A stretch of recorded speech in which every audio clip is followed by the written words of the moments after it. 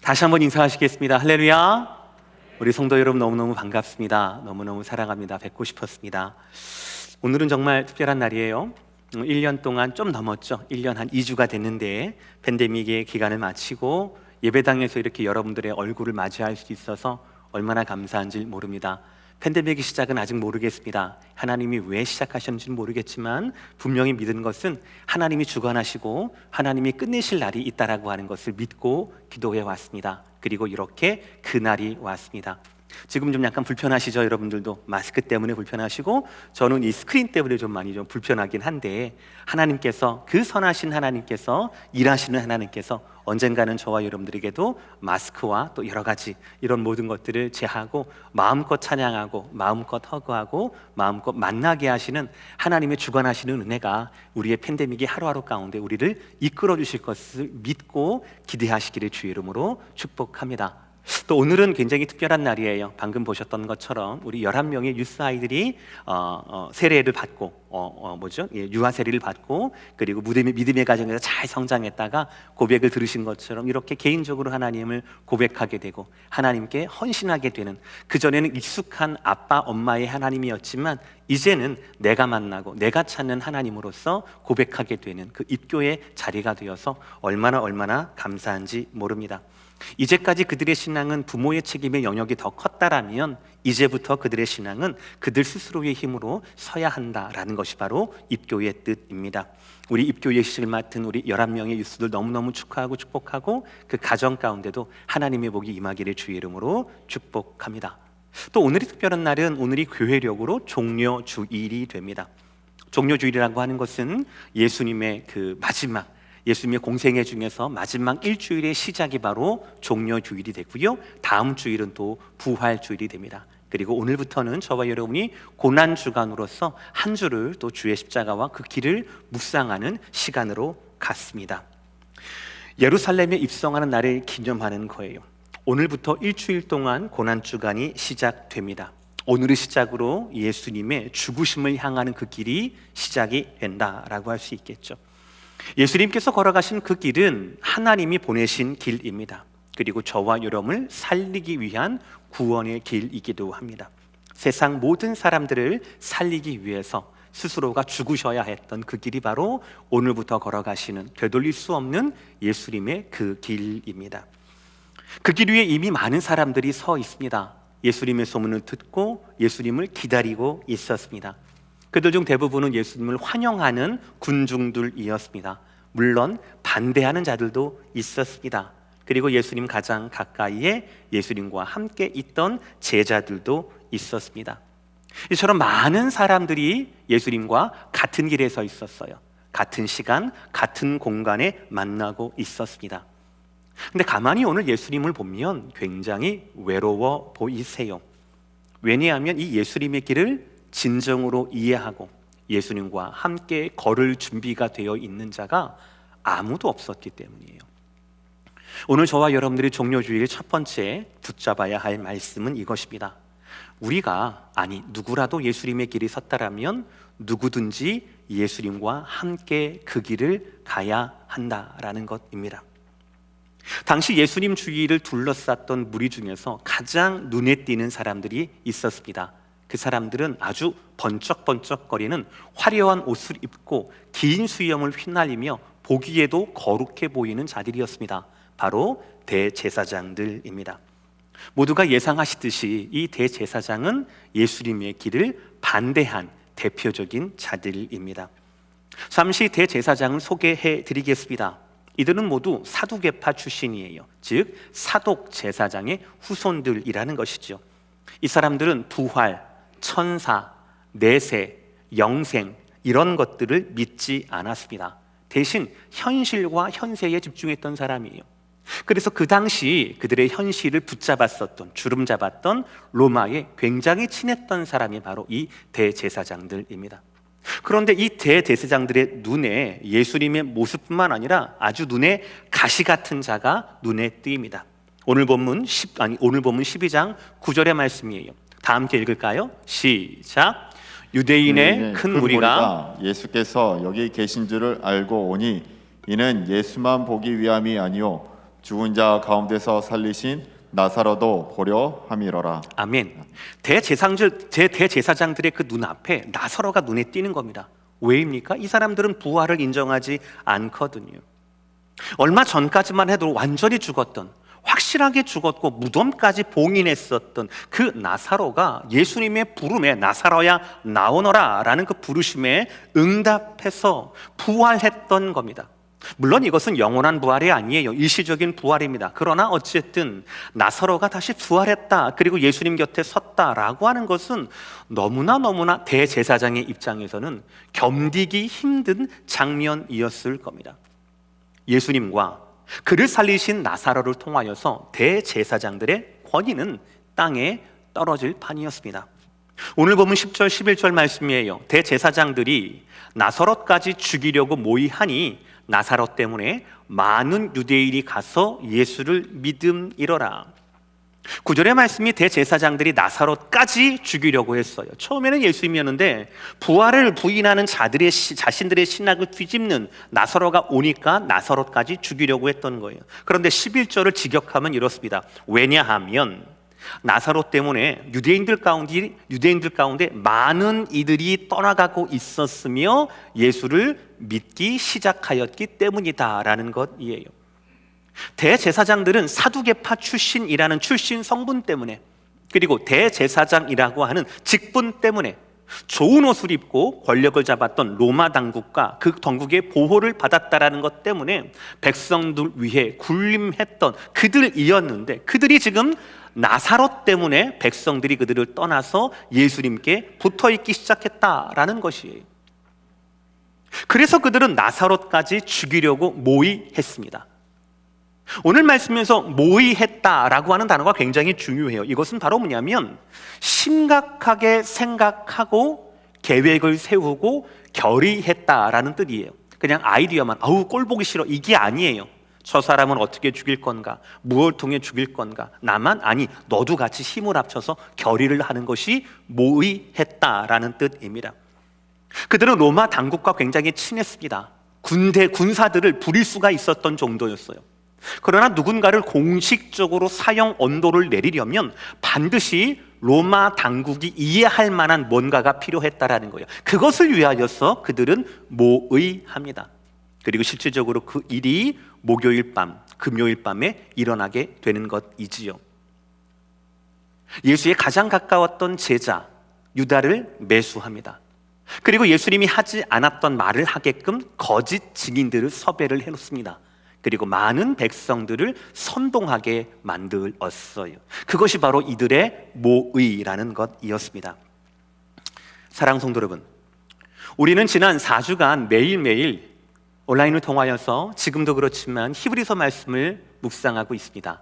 잠시 히브리서 말씀을 우리가 잠깐 리뷰를 할게요. 여러분들 히브리서에서 나오는 대제사장 나오죠. 이 땅의 대제사장, 하늘의 대제사장. 이 땅의 대제사장은 83명이나 죽고 없어지고 아론의 후손들이기는 하지만 그럼에도 불구하고 그들은 하늘 대제사장 예수님의 그림자이고 예수님의 모형이라고 소개를 합니다. 무슨 말이냐면 이 땅의 대제사장이다 하더라도 그들은 어떤 목적을 위해서 세움을 받았습니까? 하나님을 섬기고 백성을 품는 것. 그렇죠? 하나님을 섬기고 백성들을 품는 것. 백성들의 죄를 완전히 해결하지는 못하겠지만 백성들의 죄를 위하여서 하나님 앞에 서게 하는 것, 하나님의 영광과 백성들의 그 죄를 없이 하는 사죄의 은혜 가운데 나가는 직임이 바로 이 대제사장이거든요.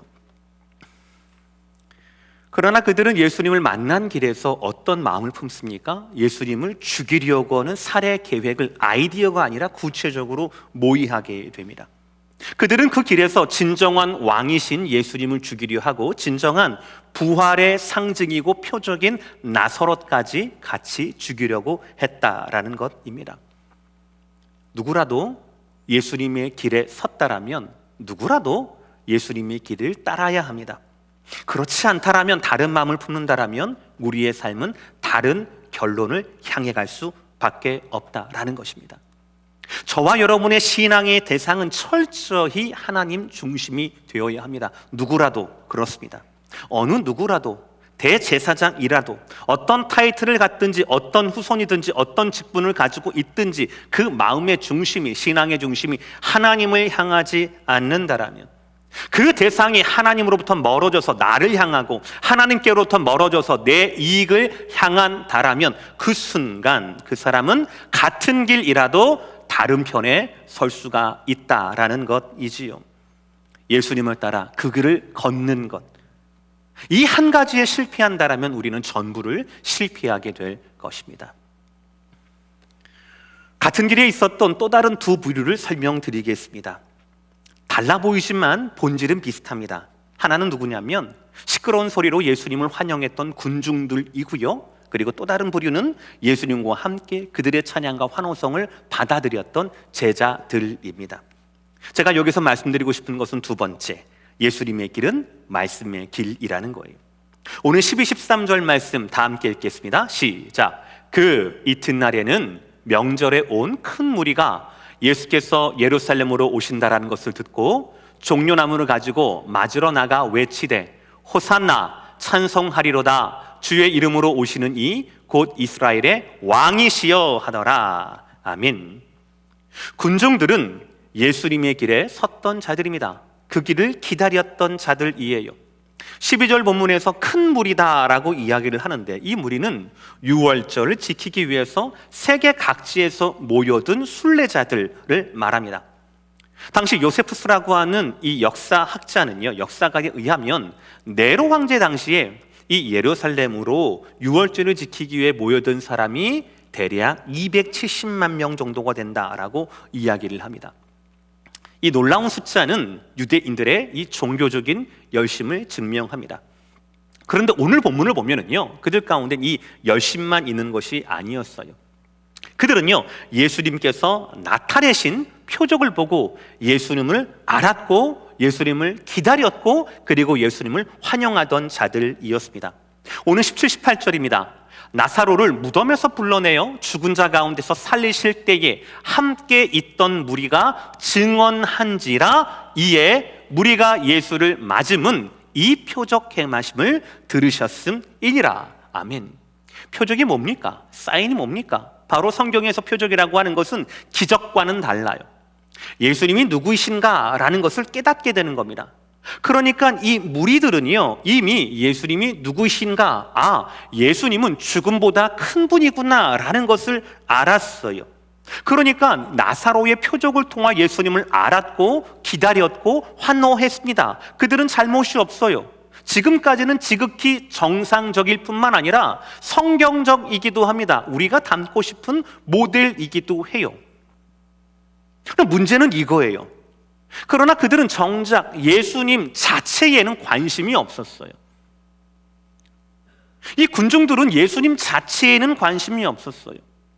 그들이 관심 있는 것은 예수님에 대한 내 기대였어요. 예수님에 대한 내 기대였어요. 예수님이 어떤 모습으로 그들 가운데 나오셨습니까? 14, 15절 말씀 다 함께 읽을게요. 시작.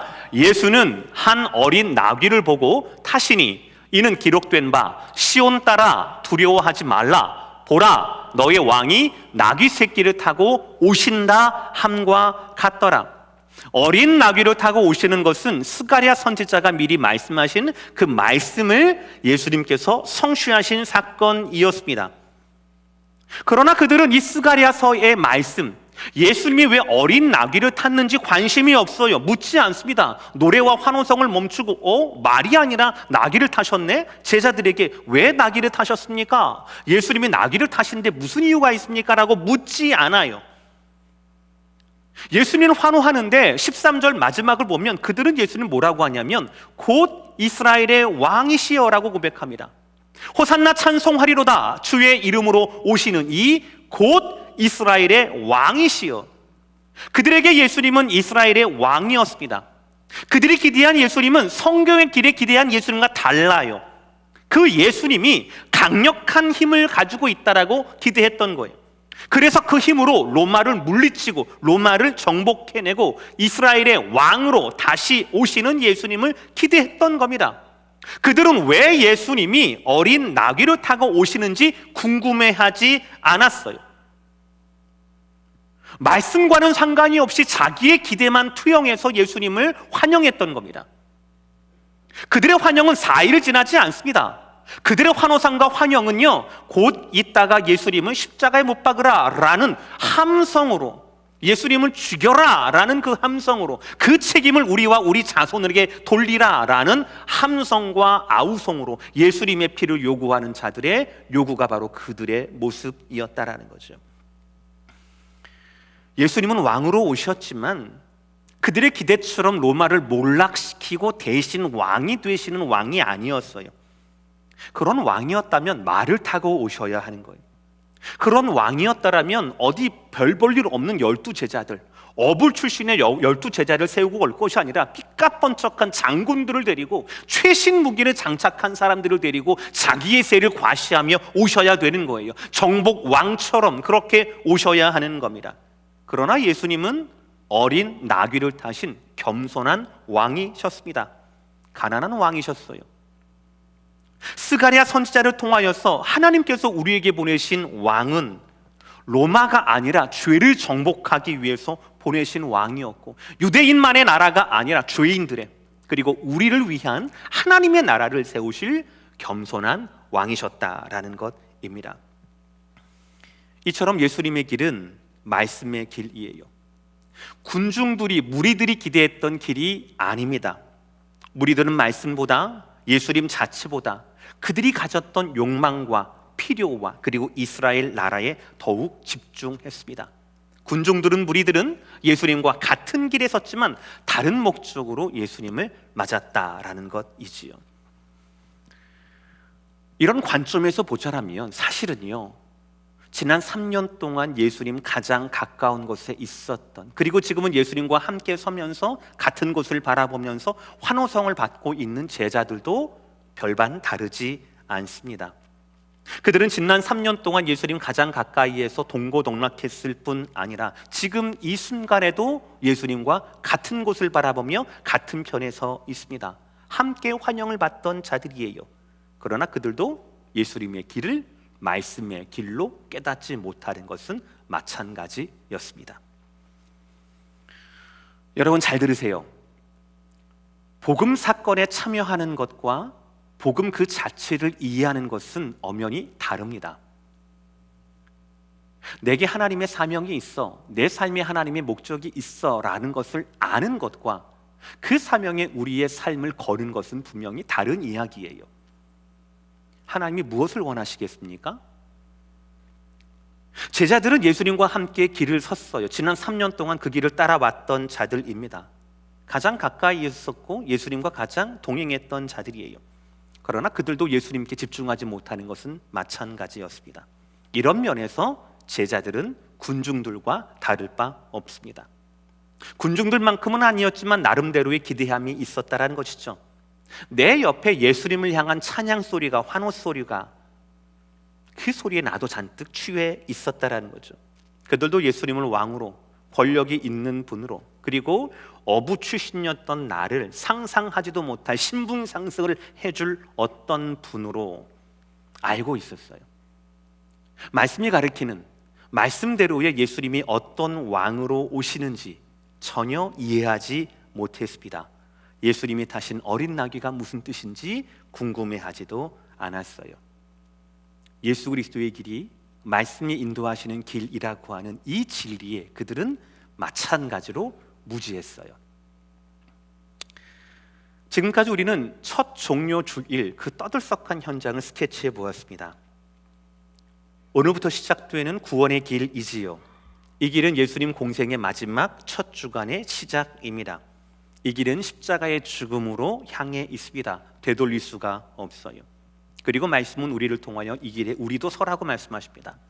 이 길을 말씀의 길이라고 우리도 이해하라고 요청하십니다. 그러나 정말 다양한 사람들이 다양한 방식에 따라 예수님의 그 길에 답하고 있어요.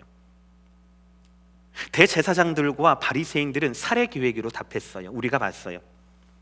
이 둘은 어떤 면에서는 라이벌이에요. 대제사장, 바리새인들. 말씀드렸듯이 대제사장은요, 사독 가문 출신이었습니다. 친로마적이에요. 굉장히 현세적입니다. 천사의 존재, 부활, 영 이런 거 믿지 않아요.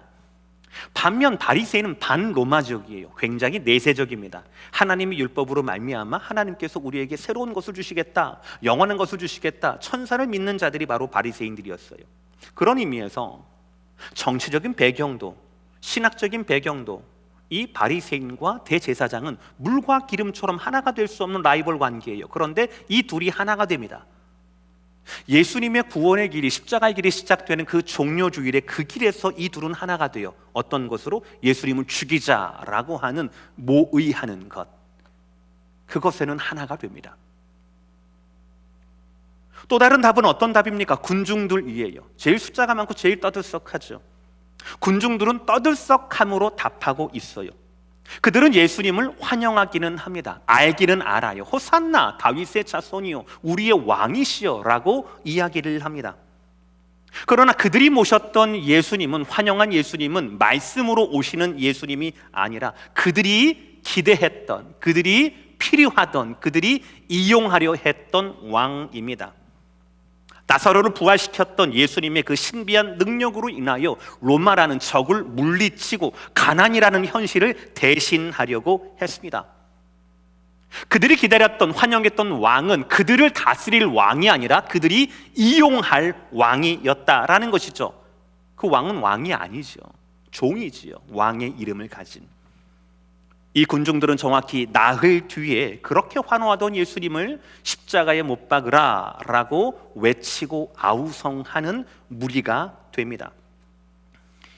하나님의 말씀과 우리의 기대가 다를 때는 굉장히 많습니다. 저조차도 그것을 매일매일 확인하고 회개합니다.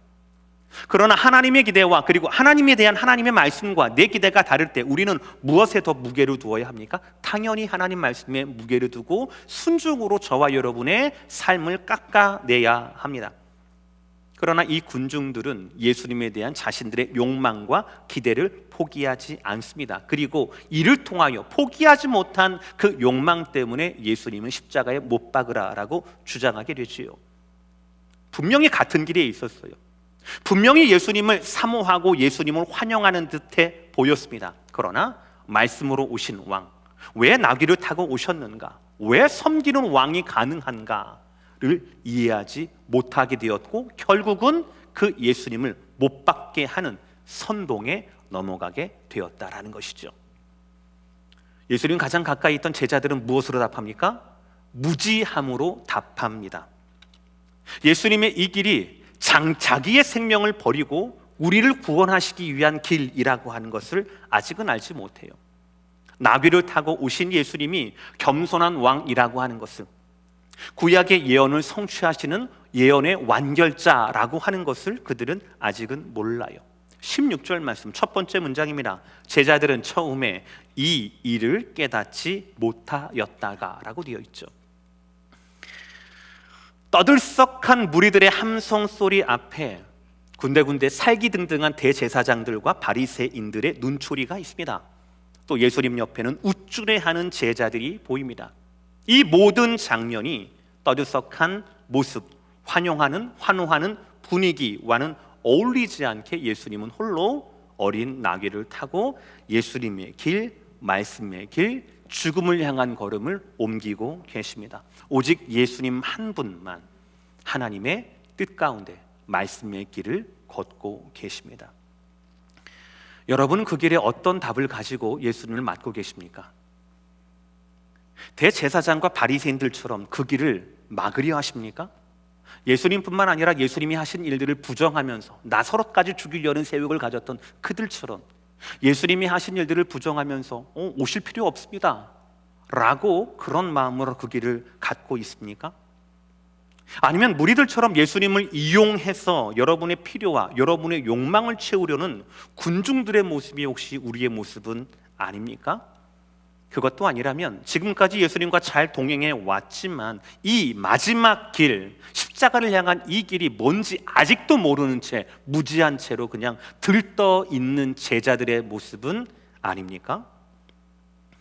결과적으로 2000년 첫 번째 종료주일 때 시끄러운 환호성은 있었지만, 많은 사람들이 몰려 있었지만, 우쭐대는 모습과 선포는 있었지만 그 가운데 예수님의 길을 예수님의 길대로, 하나님 보내신 길대로 이해한 사람은 예수님밖에 없었어요. 그러나 예수님께서는 제자들에게 다시 가르치셔요. 다시 그 길을 생각나게 하십니다. 오늘 본문 중에 가장 중요한 본문이에요. 16절의 말씀 다 함께 읽겠습니다. 시작. 제자들은 처음에 이 일을 깨닫지 못하였다가 예수께서 영광을 받으신 후에야 이것이 예수께 대하여 기록된 것임과 사람들이 예수께 이같이 한 것임이 생각났더라. 아멘. 예수님께서 영광 받으신 후는 바로 뭐냐면 예수님의 십자가와 부활을 말씀하는 거예요. 오늘 결론이자 마무리 말씀입니다. 사랑하는 성도 여러분, 저와 여러분께는 이 은혜가 필요합니다. 군중이었습니까?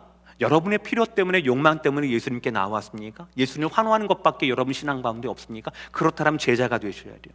그 길을 따라가는 제자가 되셔야 돼요. 제자이십니까? 그 길을 따라가요? 그런데 그 길을 따라가는데 하나님 말씀과 하나님 뜻이 뭔지 모른 채 깨달음 없이 그냥 어중이 떠중이처럼 따라가고 계십니까? 그렇다면 생각나게 하시는 깨달은 제자가 되어야 한다라는 거예요. 저와 여러분께는 이 은혜가 필요합니다. 무지한 제자가 아니라 깨달은 제자가 되어야 합니다. 성령 하나님께서 깨닫게 하시고 생각나게 하시는 은혜를 우리가 구해야 한다라는 거예요. 주님은 이미 약속하셨어요. 요한복음 14장 26절, 보혜사 곧 아버지께서 내 이름으로 보내실 성령이에요. 잘 부르세요.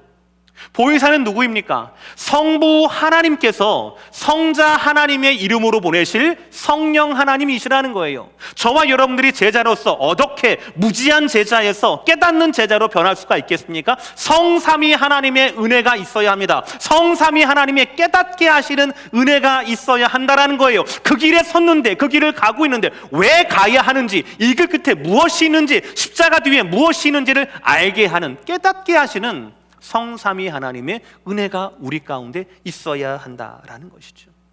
사랑하는 성도 여러분, 우리에게 모든 것을 가르치시고 모든 것을 깨닫게 하시는 분은 성령 하나님이셔요. 성부 하나님께서 성자 하나님의 이름으로 보내시는 성령 하나님, 성령, 우리 다시 한번 26절의 말씀, 그가 너희에게 모든 것을 가르치시고 내가 너희에게 말한 모든 것을 생각나게 하리라. 아멘. 우리에게 필요한, 이 길 가운데 필요한 모든 것을 가르치게 하시고 잊어버렸지만 모든 것을 다시 생각나게 하시는 그 역사, 그 은혜가 저와 여러분께 필요하다라는 거예요. 오늘 여러분 첫 번째 종료주일에 예수님을 보세요. 떠들썩하게 환영하며 호산나, 우리 왕이라고 외치는 그들 소리에 뭐밖에 안 보입니까? 욕망밖에 안 보여요. 예수님 옆에서 3년을 따라다녔지만 그들 가운데 뭐밖에 없습니까? 무지함밖에 없어요. 저 멀리 도저히 하나가 될 수 없는 두 그룹이 하나가 돼요. 그리고 나를 향해서는, 예수님 향해서는 죽일 계획밖에 보이지 않습니다. 욕망과 무지함, 살해 계획밖에 없었던 것이 바로 첫 번째 종료주일이에요. 예수님을 보세요. 얼마나 외로운 모습이십니까? 많은 사람이 몰려있고 많은 환영이, 많은 기대가 있지만 그 중에 어느 누구도 진리를 담아낸 말씀대로의 예수님을 환영하는 무리는 아무도 없었어요. 예수님을 향한 진실한 믿음의 고백도 아무도 없습니다. 오직 예수님 한 분만. 성경이 말씀하시는 그들의 모습으로 어린 나귀를 타시고 섬김의 모습으로 죽음을 향한 구원의 길을 한 걸음 한 걸음 가시는 예수님밖에 안 계신 거예요. 사랑하는 성도 여러분, 우리에게 이런 소원이 있었으면 좋겠습니다. 우리가 더 이상 예수님을 외롭게 하지 말자라는 거예요. 2000년 전 혼자 가셨던 그 길, 우리도 그 길에 섰으니까 우리도 성령 하나님의 생각나게 하시고 깨닫게 하시는 은혜를 의지하여서 무지한 제자가 아니라 깨달은 제자가 되어서 우리도 그 길에 예수님과 동행하기를 원한다라는 거예요. 우리도 무지하잖아요. 우리도 욕망에 사로잡힐 수도 있잖아요. 그러나 그럼에도 불구하고 하나님이 함께 하시면 우리도 그 길에 설 수 있습니다. 말씀이 인도하시면 우리도 예수님의 그 길을 따를 수 있습니다. 사랑하는 성도 여러분, 우리 생명에 다하는 그날까지 예수님을 온전히 따르며 닮아가는 우리 모두가 되시기를 주의 이름으로 축복합니다. 기도하시겠습니다.